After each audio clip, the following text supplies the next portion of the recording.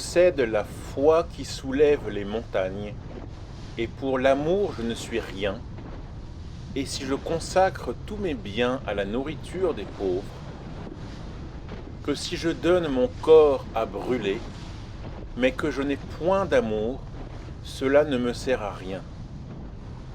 L'amour est passion, et il est bon. L'amour n'envie pas. L'amour ne vaut pas ses propres mérites. Il ne s'en veut pas d'orgueil. Quand j'étais un enfant, je parlais comme un enfant. Je comprenais comme un enfant. Je pensais comme un enfant. Quand je suis un enfant, je parle comme un enfant. Je comprends comme un enfant. Je pense comme un enfant. Lorsque je deviendrai un homme, je renoncerai aux enfantillages. Et il me restera la foi, l'espoir et l'amour. Oui, les trois. Mais le plus grand des trois est l'amour. À vous, tous les responsables de l'Église catholique romaine, de France, du Japon, d'Italie et d'ailleurs. Vous avez osé me dire que la décision qui transgresse les lois était-elle vraiment nécessaire? Nous ne faisons que notre devoir. Certes, messieurs les responsables d'Église, vous aviez le choix. Il nous faut agir en ce monde. Il n'est jamais trop tard. Non, mes très chers pères d'Église catholique romaine. Il est tel que Dieu nous l'a enseigné, tel qu'il l'a bâti. L'avez-vous oublié? Je ne comprends pas vos paroles. Je vous demande plus clairement, quelles sont vos capacités de chef d'église? Que souhaitez-vous que je fasse au juste? Dois-je quitter la mission d'être un fidèle de la religion catholique après avoir été trahi?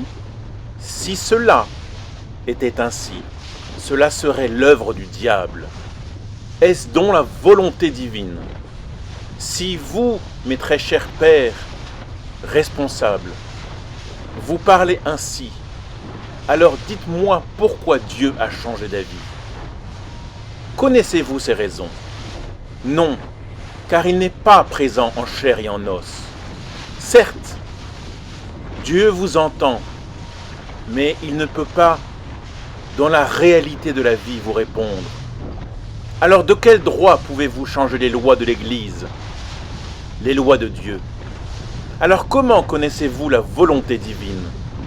Je ne crois pas que vous parliez pour Dieu, mais pour l'intégration des prêtres, frères, évêques, pouvant vivre leur sexualité et la pratiquer à leur guise. Prétendez-vous parler pour l'Église alors? Je ne prétends nullement parler pour Dieu, mais je parle pour l'Église, à travers laquelle Dieu parle aux hommes. Je vous demande en mon nom, de Timothée, une audience avec notre Saint-Père. Ou a-t-il déjà pris ses dispositions, qui sont semblables aux vôtres?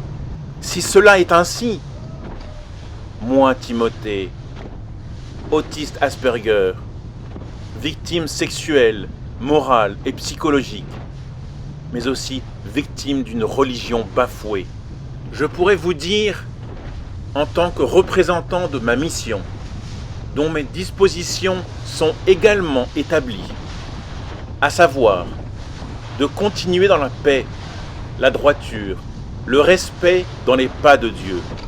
Oui, je vous le dis, je pourrais être le porte-parole de ma propre mission, où de toute évidence, vous tous et nous les victimes à différents degrés, nous entrions en conflit non catholique, mais barbare. Est-ce pour cela que vous êtes les responsables d'Église? Oui, mes très chers pères, à vous tous à qui j'ai envoyé ce 25 mai le document, comme je vous l'ai écrit. Rassemblez-vous afin de trouver un bon dialogue, puis répondez-moi de manière honnête. Il ne vous reste que 25 jours avant la date limite. Auquel cas, avant de prendre différentes décisions, je pourrais déjà vous dire que jamais, mais alors jamais, je n'aurais dû me fier à vous, à l'Église, à la religion catholique, à Dieu, à mon baptême, à mes racines. Pourquoi devons-nous nous battre? L'Église a-t-elle donc changé ses positions? Mes très chers pères, responsables, avant de m'avoir reçu entre juillet 2022 et avril 2023, vous les 30 responsables, vous étiez déjà au courant, mais moi non.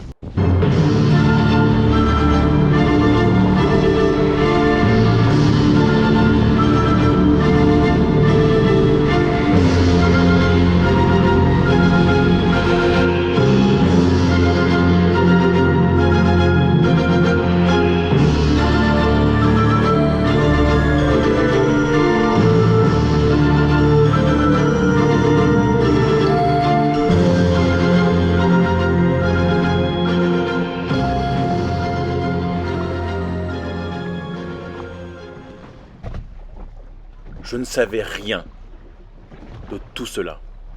Mais qu'attendez-vous alors? Vous avez essayé de me convaincre d'oublier ce que j'ai subi, vu, entendu. Mes très chers pères, je ne souhaite pas en arriver jusque-là. Mais certains d'entre vous sont allés bien trop loin en ayant porté atteinte à une discrimination envers mon handicap, qu'est l'autisme. Mes très chers pères responsables, je vous en conjure, répondez à Timothée L'Asperger et à sa mission au secours des victimes vulnérables avec des réponses concrètes, saines et dans la paix.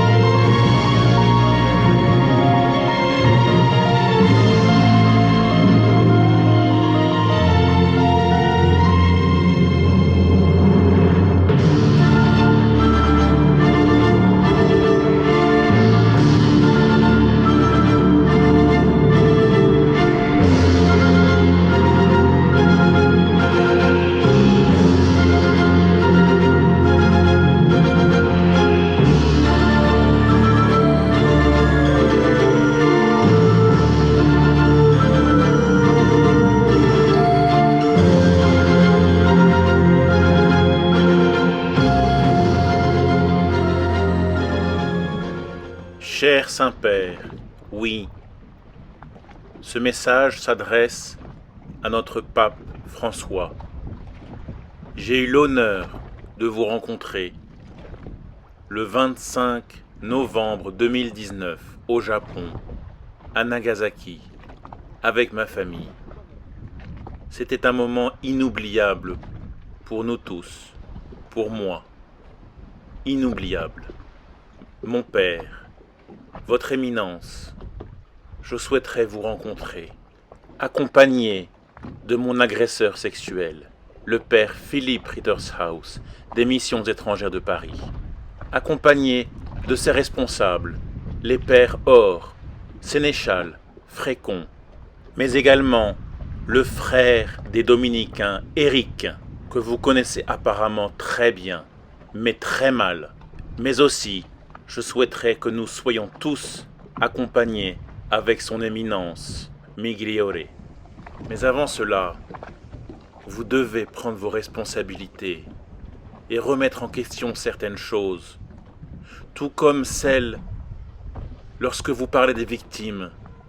Mais votre message des victimes concerne-t-elle les dites victimes une fois que les procès ont été clos ou parlez-vous des victimes dès l'instant où il y a eu un acte sexuel non souhaité de la part d'un homme d'église? Y voyez-vous une différence?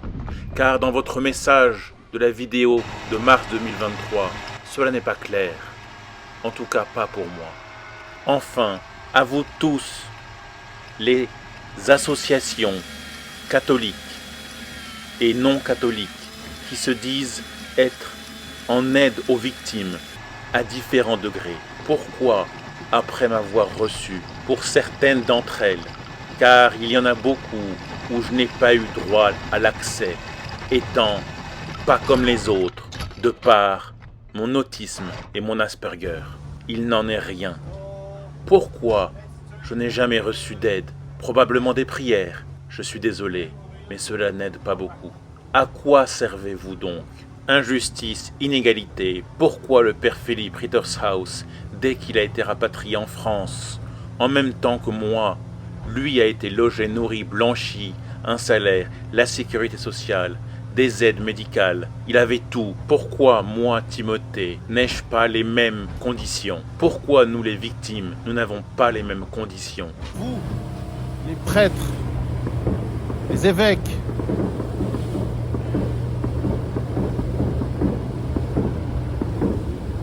qui abusez de votre pouvoir, de votre stature, sans rien vous soucier, en toute impunité, vous allez voir ce qui vous attend au bout du fusil. Vous allez voir. Mais moi, je vous conseillerais d'abdiquer, de renoncer, de s'excuser par vous-même. Ce sera bien plus propre, bien plus joli. Et c'est exactement ce qui se passe en ce moment avec ces fouteurs de merde qui salissent notre église, notre religion et notre pays. Vous pensez uniquement à vos pulsions sexuelles, mais vous pensez pas à votre travail, aux autres, au futur, aux enfants. Je serai toujours derrière vous. De toute façon, jusqu'à ce que vous soyez rattrapés.